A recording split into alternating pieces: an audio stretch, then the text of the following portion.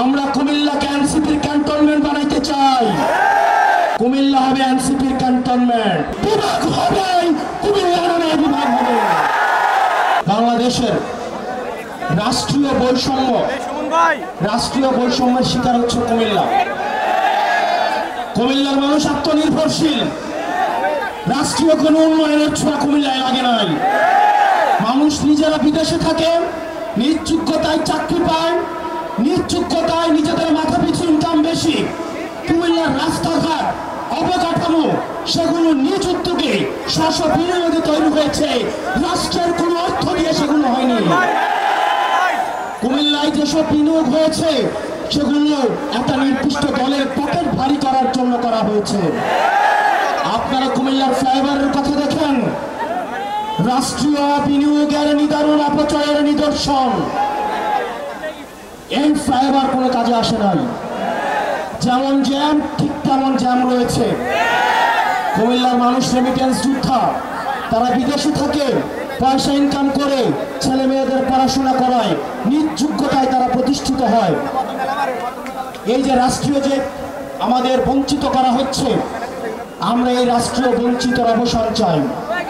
সরকারকে অবশ্যই কুমিল্লার বিষয়ে সিদ্ধান্ত স্পষ্ট করতে হবে। সারা বাংলাদেশ ঘুরে, এটা আমাদের 44 নম্বর জেলা। আমরা আগে উত্তরবঙ্গকে কটাক্ষ করতাম। উত্তরবঙ্গ হচ্ছে মঙ্গাপীড়িত, উত্তরবঙ্গ হচ্ছে কোনোভাবে বঞ্চিত। উত্তরবঙ্গের রাস্তা ঘুরে যখন আমরা কুমিল্লায় প্রবেশ করলাম, কুমিল্লার 2 কিলোমিটার রাস্তা পর্যন্ত ঠিক নাই। সরকার যদি সিদ্ধান্ত দেয় না আমরা কুমিল্লাকে দেখবো না, তাহলে আমরা নিজেরা পয়সা তুলে আমরা এই রাস্তাগুলো ঠিক করতে হবে। প্রিয় কুমিল্লাবাসী, আমরা অনেকেই ভাবছি আমাদের লড়াই শেষ হয়ে গিয়েছে। আমাদের লড়াই শেষ হয় নাই। আমাদেরকে দীর্ঘ লড়াইয়ের জন্য ঐক্যবদ্ধ হতে হবে। এখানে অনেক স্কুল কলেজ পড়লে আমার শিক্ষার্থীরা রয়েছে, আমার ভাইরা রয়েছেন, আমার শিক্ষক রয়েছেন, সরাসরি জামাল মোহাম্মদ কবির স্যার উপস্থিত রয়েছেন, বিভিন্ন উপজেলার প্রতিনিধিরা রয়েছেন। আমরা আপনাদেরকে বলবো, আপনারা ঐক্যবদ্ধ হন। আমাদের দীর্ঘ লড়াইয়ের দিকে আমাদেরকে যেতে হবে। আমরা কুমিল্লাকে এনসিপির ক্যান্টনমেন্ট বানাইতে চাই। কুমিল্লা হবে এনসিপির ক্যান্টনমেন্ট।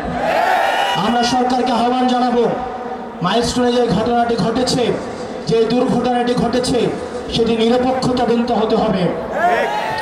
সেটি তদন্ত হতে হবে কেন এই ধ্বজভঙ্গ যুদ্ধ বিমান দিয়ে প্রশিক্ষণ দেওয়া হবে। আমাদের সরকার জবাবদিহি করতে হবে, এই মাইলস্টোনের শিক্ষকদেরকে কেন আবার নির্যাতন করা হয়েছে। লাশের সংখ্যা নিয়ে যে বিভ্রান্তি তৈরি হয়েছে, সেটিকেও স্পষ্ট করতে হবে। যারা নিহত হয়েছে তাদের আত্মার মাগফিরাত কামনা করছি। যারা আহত হয়েছে তাদের সুচিকিৎসা আপনাদের নিশ্চিত করতে হবে। প্রিয় কুমিল্লাবাসী, আপনাদের সাথে আবার দেখা হবে।